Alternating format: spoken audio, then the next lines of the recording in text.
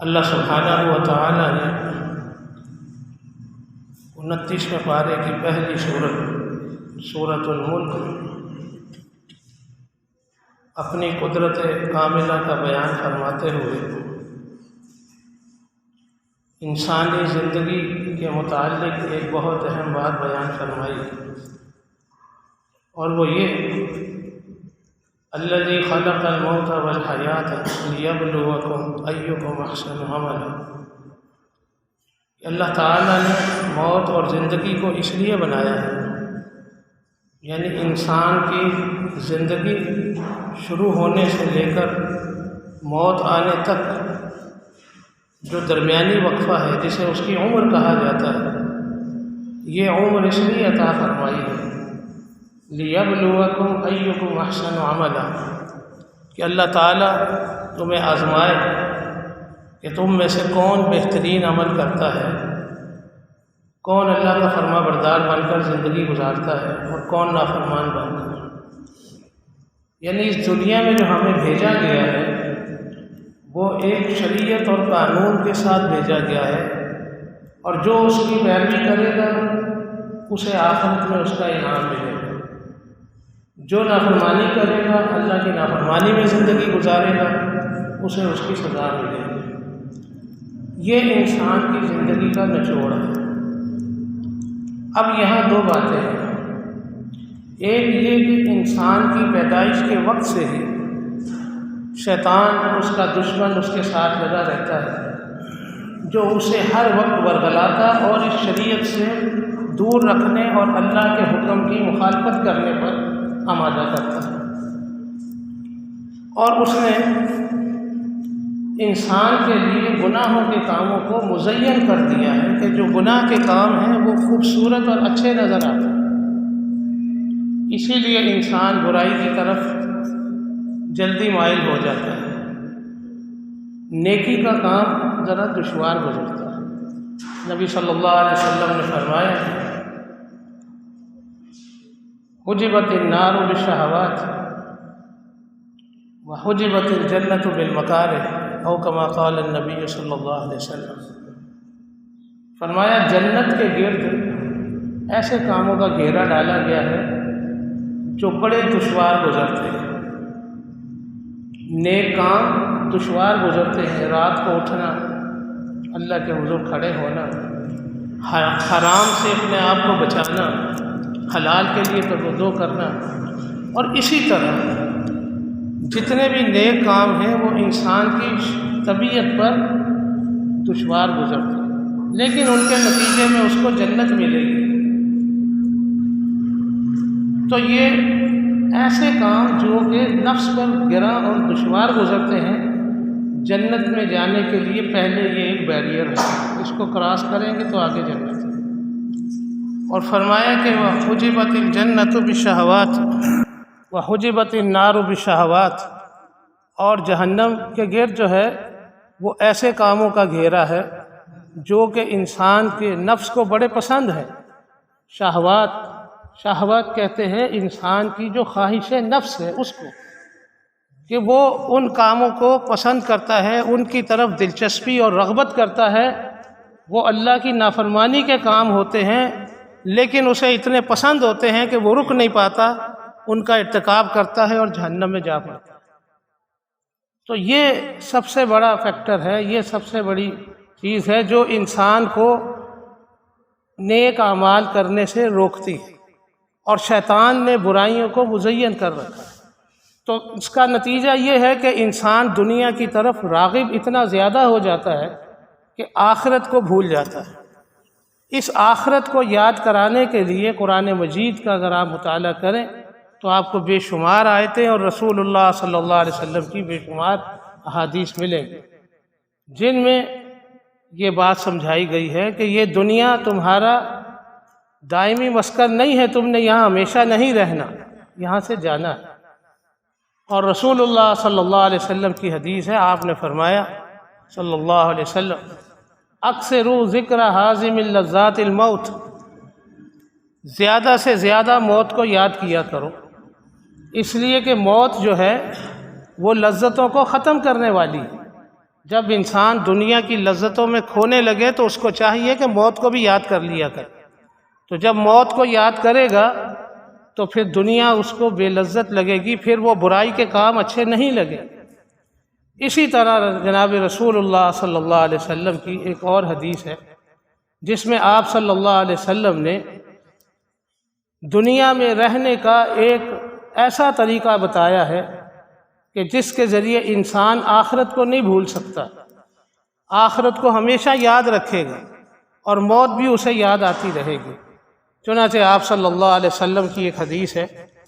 حضرت عبداللہ ابن عمر رضی اللہ تعالی عنہما اس سے بیان کرتے ہیں، اخذ رسول اللہ صلی اللہ علیہ وسلم بمنکبی، آپ صلی اللہ علیہ وسلم نے، حضرت عبداللہ ابن عمر فرماتے ہیں کہ آپ صلی اللہ علیہ وسلم نے میرا کاندھا اس طرح پکڑ کے اس کو جھنجھوڑا، میرے کاندھے کو ہلایا۔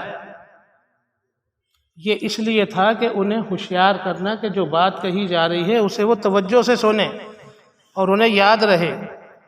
پھر آپ صلی اللہ علیہ وسلم نے ایک مختصر سی بات کی ہے، اور وہ اتنی جامع بات ہے کہ آپ جس قدر بھی تقاریر موت کے حوالے سے اور آخرت کے حوالے سے سنتے ہیں وہ ساری کی ساری سے ایک جملے میں آ جاتی ہے۔ آپ صلی اللہ علیہ وسلم نے فرمایا، کن فی الدنیا کأنک غریب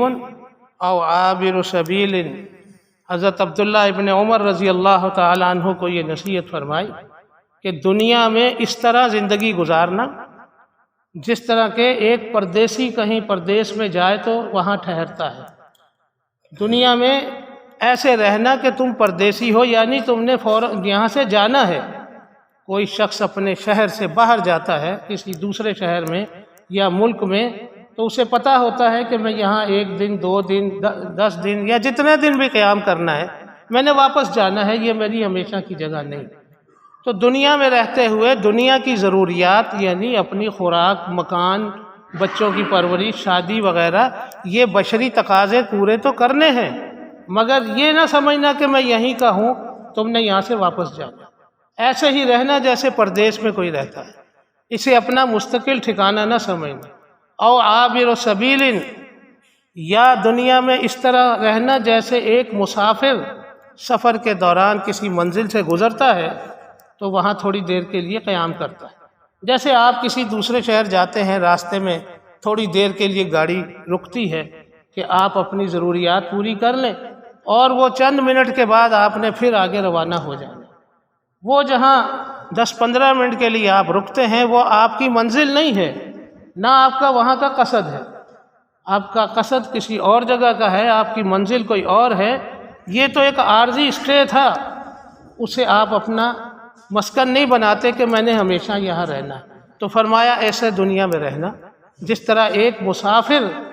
کسی جگہ سے گزرتا ہے اور اس کا رکنا عارضی ہوتا ہے۔ تو یہ 2 باتیں آپ نے فرمائیں کہ یا اس طرح رہو جیسے تم پردیس میں آئے ہو اور تم نے کچھ دن بعد چلے جانا، یا اس طرح رہو جیسے ایک مسافر گزرتے ہوئے کہیں تھوڑی دیر کے لیے رکتا ہے۔ یہ رسول اللہ صلی اللہ علیہ وسلم کو اللہ سبحانہ و تعالی نے ایک معجزہ عطا فرمایا کہ آپ کی بات جو ہے بہت مختصر اور بہت جامع ہوتی تھی۔ یہ انہی جوامع الکلم میں سے ایک جملہ ہے کہ ایک جملے میں آپ صلی اللہ علیہ وسلم نے وہ بات کہہ دی جس پر مہینوں تقریریں ہوتی رہیں، کتابوں کی کتابیں لکھی جائے، مگر آپ کے ایک جملے میں وہ سب کچھ آ گیا کہ دنیا میں اس طرح رہنا جیسے تم پردیس میں آئے ہو، یا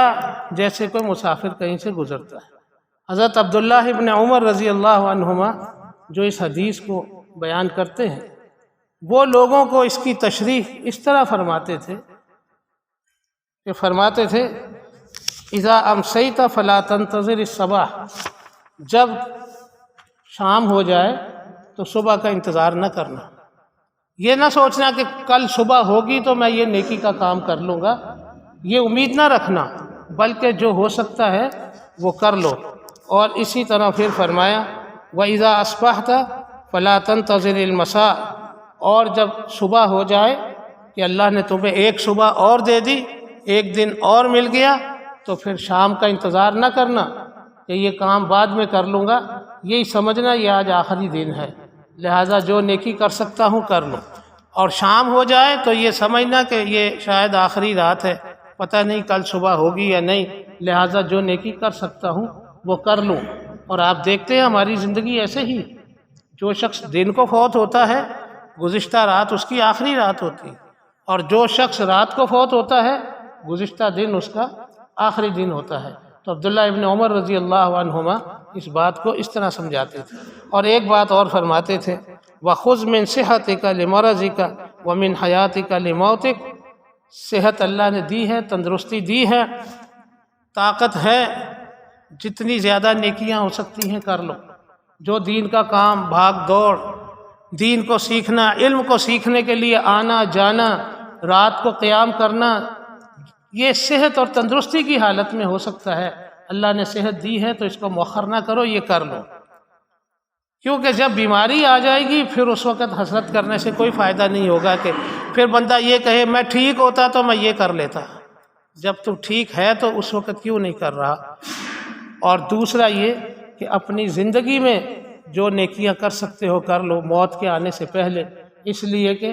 موت کا وقت جو ہے وہ کسی کو معلوم نہیں ہے، اور جب موت آ جائے تو وہ ٹلتی نہیں ہے۔ ان اجل اللہ اذا جاء لا یؤخر لو کنتم تعلمون، جب اللہ کا مقرر کردہ وقت آ جاتا ہے پھر وہ ٹلتا نہیں ہے، کاش تم اس بات کو سمجھ لو۔ تو اس حدیث کا خلاصہ حضرت عبداللہ ابن عمر رضی اللہ عنہما نے بہت آسان طریقے سے بیان کر دی۔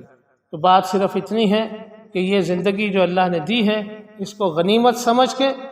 اپنے آپ کو گناہوں سے بچا سکتے ہیں، جس قدر بچا لیں، جس قدر نیکیاں کر سکتے ہیں کر لیں، اور خاص طور پر یہ ماہ مبارک جو اللہ نے عطا فرمایا ہے، اس مہینے میں زیادہ سے زیادہ جتنی بھی نیکیاں کما سکیں کما لیں، نہ معلوم آئندہ سال یہ مہینہ